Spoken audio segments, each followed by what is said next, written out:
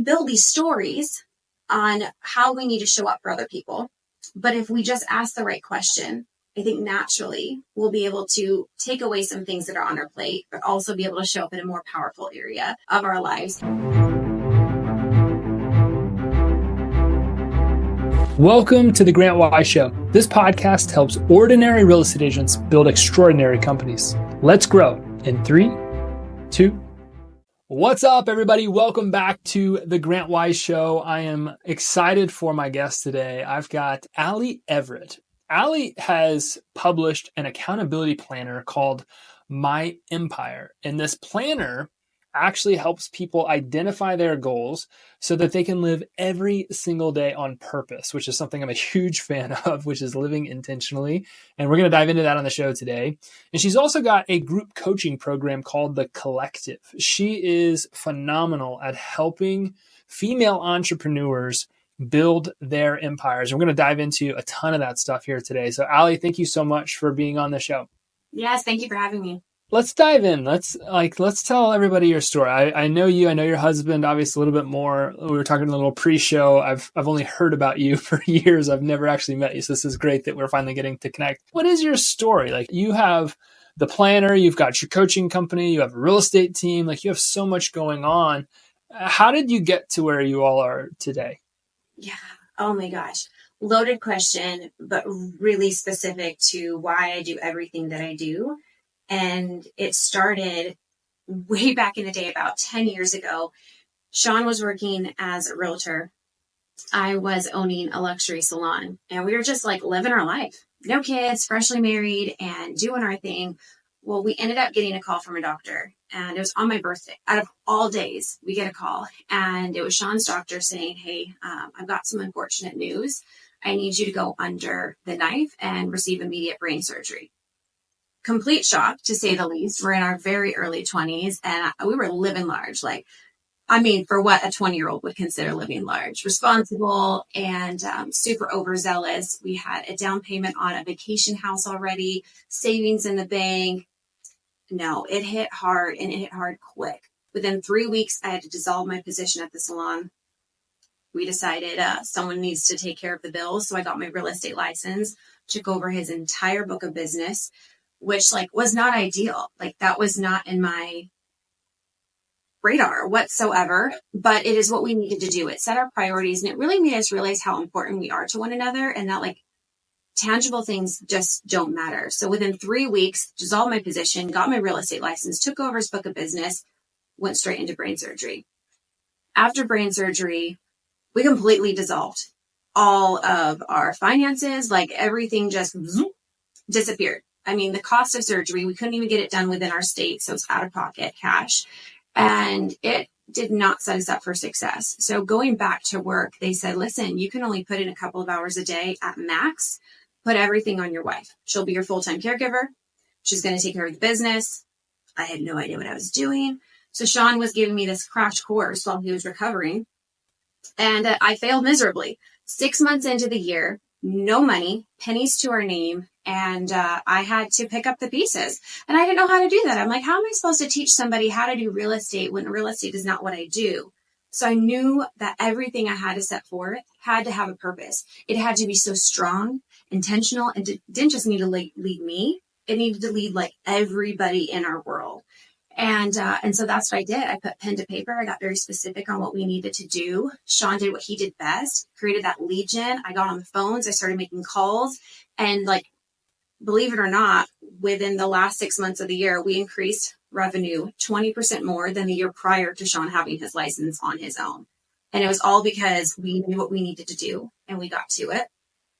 And I didn't really understand the power of that until later on in my years, when I realized it's a simple formula. You know what you need to do. You set down a plan, you get disciplined, and you go set forth and you go get that stuff done.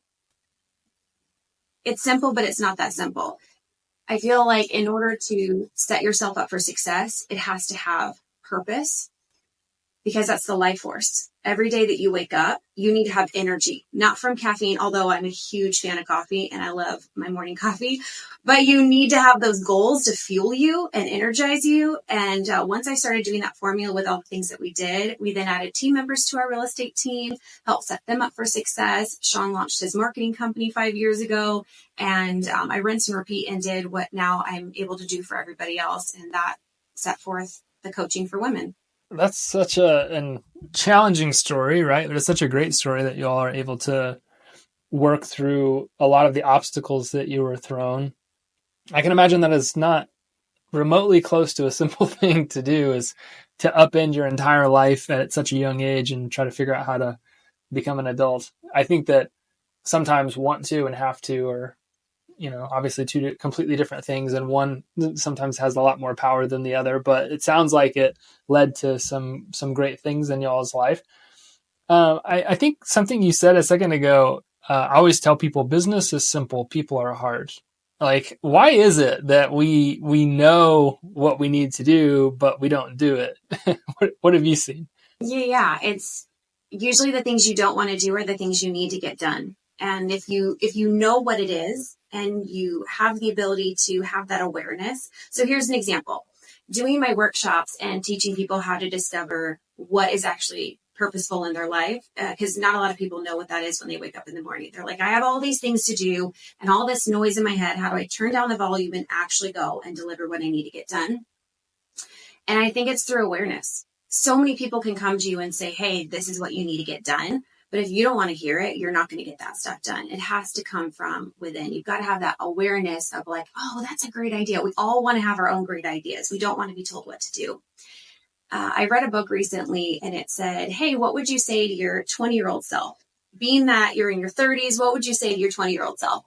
And in this book, it said nothing. And I was like, close the book. I read this to learn something. What the heck? And what I found is no matter what you're told in your 20s, in your 30s, in your 40s, in your 50s, if you don't have the bandwidth to absorb that, it doesn't matter. I got so much incredible advice in my 20s. Did I use it all? No. So having that self-awareness and giving the prompts and asking these specific questions that I do in the life audit allows someone to say, oh, that is so important to me. I have to get this done. And that's like the whole circle of it. Like I could go up to you and say, Grant, you need to do X, Y, and Z. And you'll probably be like, probably. But if you woke up in that morning and you had like a dream the night before or this epiphany and you're like, I have to get this done, you'll probably go do it that much faster. I mean, maybe not. Maybe you'll listen to everybody you hear, but I have not found that in my experience of talking with people. People want that aha moment within and they don't want to be told what to do. It brings us back to when we were kids and our parents were telling us like, eat your vegetables. And you're like, yeah, okay. And now when our adults are like, we got to eat our vegetables. Yeah, all the things that we were told to do are now like life goals for a lot of people. Eat your vegetables, get plenty of exercise, some of the basic things. We were talking a little bit pre-show, and I really wanted to bring this up because it says you were talking about what you do within the planner for My Empire is you take people through a life audit. Can you kind of walk us through what that looks like? Give us the roadmap to giving ourselves a life audit so that we can identify what our goals are. Can you walk us through that? Oh yeah. All right. So I find for me in my life, and it's been super helpful. You take your life and you break it into 7 different categories. You have unbreakable strength. Unbreakable strength is where you develop that strength that no one can take away from you. This is exercising, meditation, devotional, spiritual realm, whatever that looks like for anybody. Then you also have the ability to set yourself up by understanding your goals and what your schedule looks like that day. On top of that, it's eating healthy, affirmations, visualizations, the things people can't take away from you. So that's category number 1. Category number 2 is actually having a skill and understanding that skill set and going and educating yourself on that skill set. And it could be from work. It could be from personal. Like if you want to learn how to sing, like go get that singing coach, go get that vocalist. It could be like, hey, I'm getting ready to do a listing, but I'm like kind of shaky a little bit in this one category. Well, go find someone that's doing that already and educate yourself. Then you have income boosting activities. You've got to know what your income boosting activities are. It's not just work. You're not just going to the office and doing your daily activities. You're actually doing an activity that's going to bring you an income, whether it's passive or active. But there has to be something in your day. Outreach, lead gen, prospecting, something that you know by the end of that call, you have an appointment and you know you're making money. The other part is contribution. What are you doing to give back? Because that is that part of that life force that we were talking about that fuels you, that you do not need caffeine for. But if you show up for someone else in their life and you add that little sprinkle of value, I don't know about you, but I leave that conversation like, oh, that was what I needed today. I didn't even know it. I needed to show up for someone else and not for myself. And it gave me everything I needed. Then family time. Family time can be like your best friend who's become family. It can be your kids. It can be your husband. It can be your wife. It can be your spouse, your partner. Dedicating that time that is like not distraction whatsoever. Your phone is away and it is that one-on-one connection. A lot of us don't have that in the day, and we don't know that until we have this life audit. The other category is friends. Building friendship, growing friendship. When I'm with my girlfriends, they bring something out of me that I don't have with my family, that I don't have in the office. I'm the goofball. I'm the blonde. I'm silly, and I need that. I need that spark to remind me, hey, Ali is a fun girl. Like, she's not all serious and calculating numbers and everything and understanding the risk behind all this stuff. And then the last one is maintenance. Maintenance is where a lot of people put so much attention in, so much attention. It's the instant gratification. I'm having a bad day. I'm going to go clean the house. I'm having a bad day. I'm going to go wash the car. The car is going to smile and be shiny, and I'm going to feel fantastic. When you break up these 7 categories and you audit yourself on each realm, it allows you to understand where you would rank yourself. And so in this life audit, it tells you, hey, would you rank yourself a 1 to a 5? 1, you're bleeding out. 5, you're doing pretty dang good. Most people don't give themselves a 5. They'll give themselves a 4 and say, yeah, I have some work to do, but I'm really consistent in where I'm at. I could just do better. Each category is rating yourself, and then it gives you a little description on, all right, well, what's the number one thing you want? In unbreakable strength, what's something you want to feel? What's an emotional feeling you want to feel? A lot of people want equanimity, that feeling to make a decision without any distractions. If you're too happy, you don't make the best decisions. If you're too upset, you definitely don't make the best decisions. But when you can be calm and at a sense of like, could I make a decision right now in this space? Yeah, I probably could. And it's going to be a freaking awesome one. And it's not going to be connected to a high or low emotion.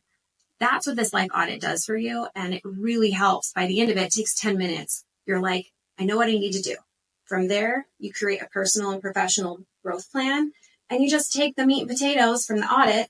What are you concerned with? Write it down. How can you fix that today? Write it down. Bada bing, bada boom. You're set.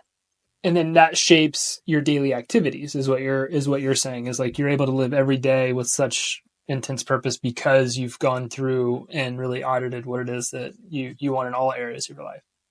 Absolutely. I was going to say, it just takes the thinking out of it. It takes the emotion out of it. Everyone feels like they have to be somebody else. We're constantly competing with somebody else. And Instagram, social media, it gives us a visual of what someone else is doing, and we don't know what's behind the curtain.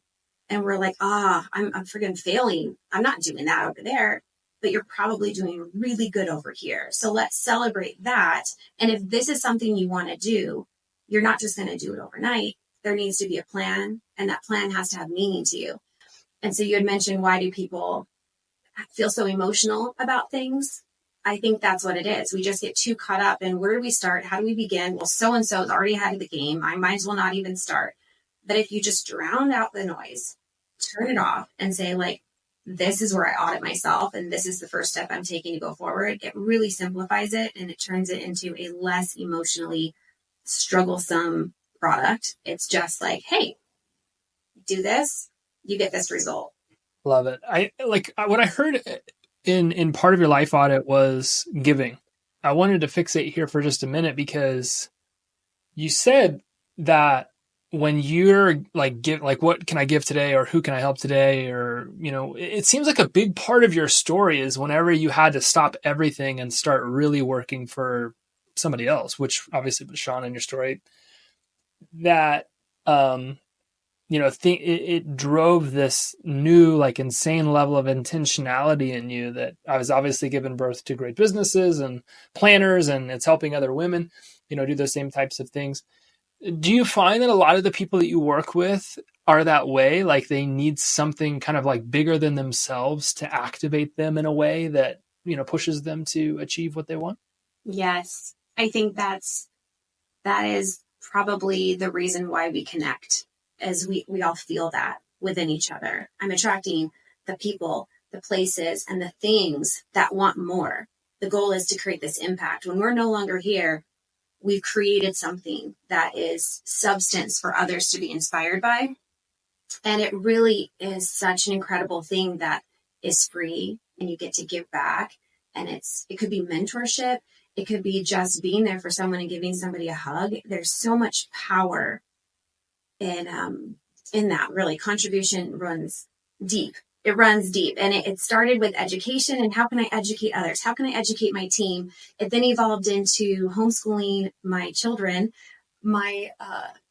He's 8 now, Lucian. When he was 5, he was going to kindergarten, a public school. And he's like, all right, Mom, pick me up at lunch. I'll have everything done. And I'm like, it doesn't work that way. You have to go to school. I'll pick you up when I need to pick you up. You have to get educated. Oh no, he saw his dad building his entrepreneurial life. He saw me building my life. And he's like, why do I have to go to a brick and mortar? Pick me up at noon. I'll have everything done. I did not know how I could be spread any more thin. Like, I'm running businesses.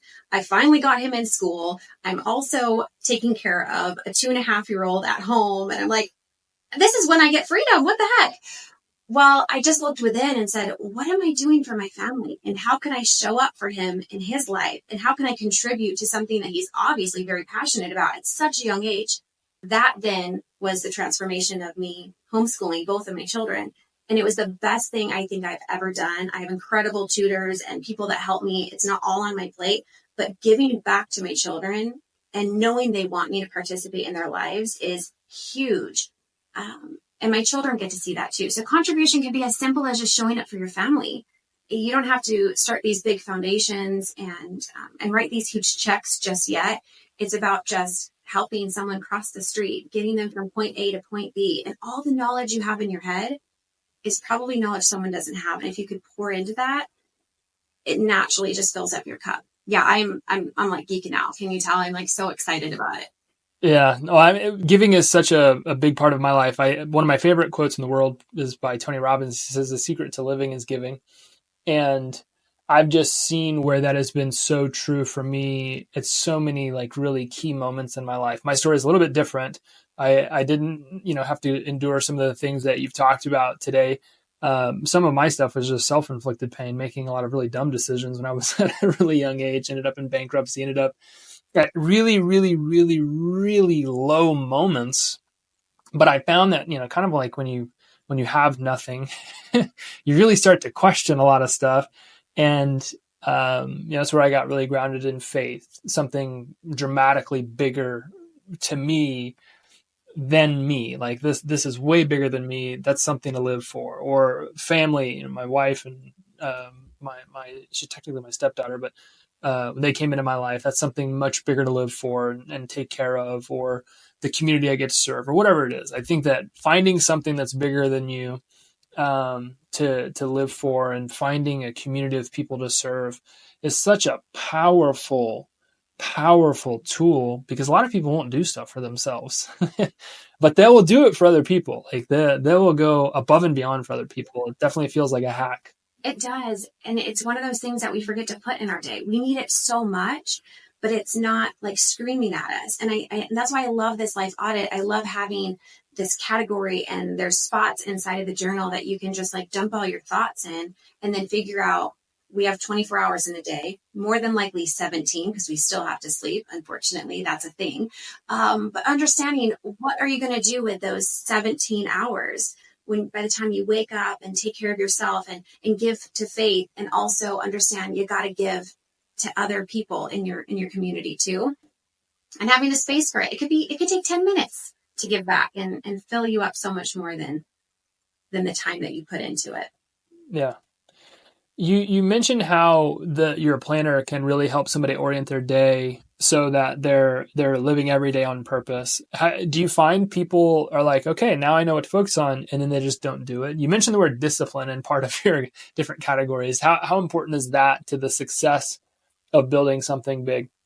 Yeah, discipline is probably the number one thing that has helped me scale my businesses. And I love doing challenges. Right now we're doing 75 hard, and I didn't think I needed any more discipline, but I've been every day reminded at 9 o'clock at night when I haven't done my second outdoor workout and it's raining. I'm like, oh my heavens, I really need discipline right now, apparently.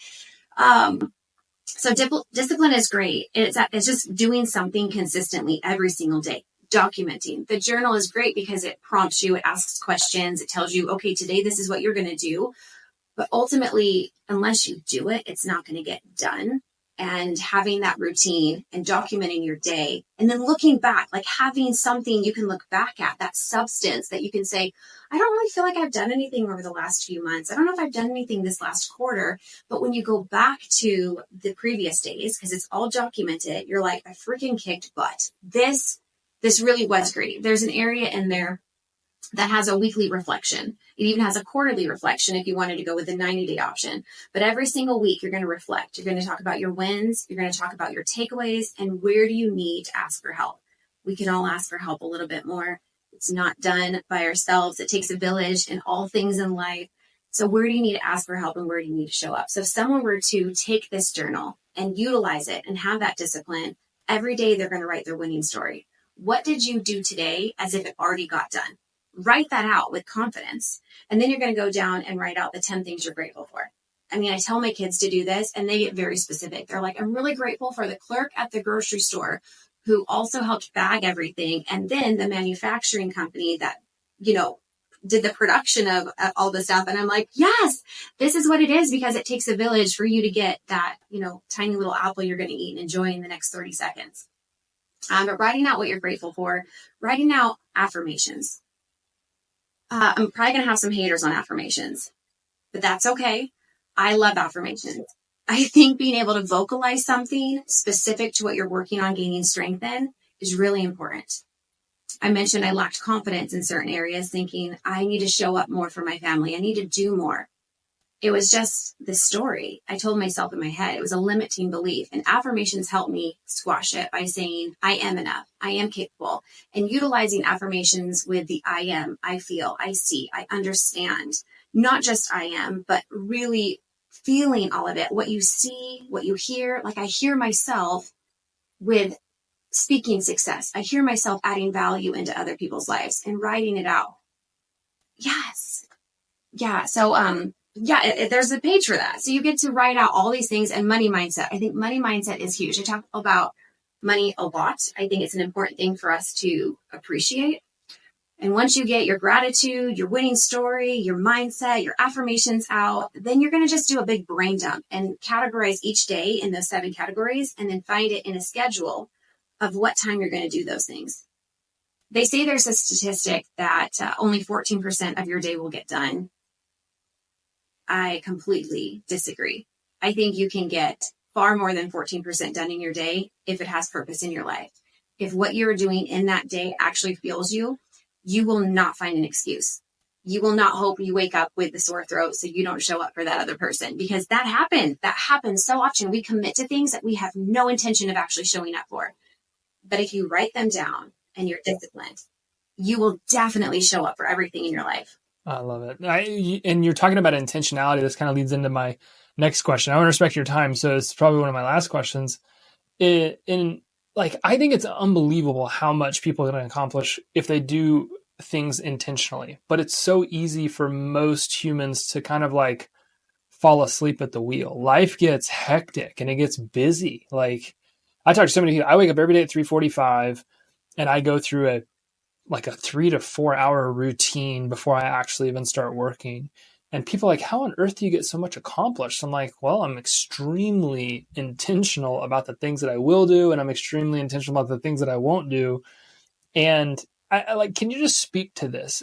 Why is it so important? And obviously you've got a ton of experience with this, with your story. Why is it important to stay awake? Why is it so important to live with such a level of intentionality and not to just fall asleep and just let life start happening to you? Yeah, I think a lot of it stems from limiting beliefs, things that we've absorbed from really young ages in childhood. And it could also be wrapped around fear. There's a number of reasons why people aren't intentional with their day. But I think the bulk of it is because of a limiting belief. You think you have to show up for someone else the way that you think you need to show up. That's completely false. Taking that time to have those uncomfortable conversations, asking your children, how would you like me to show up? What do you enjoy about me in your life?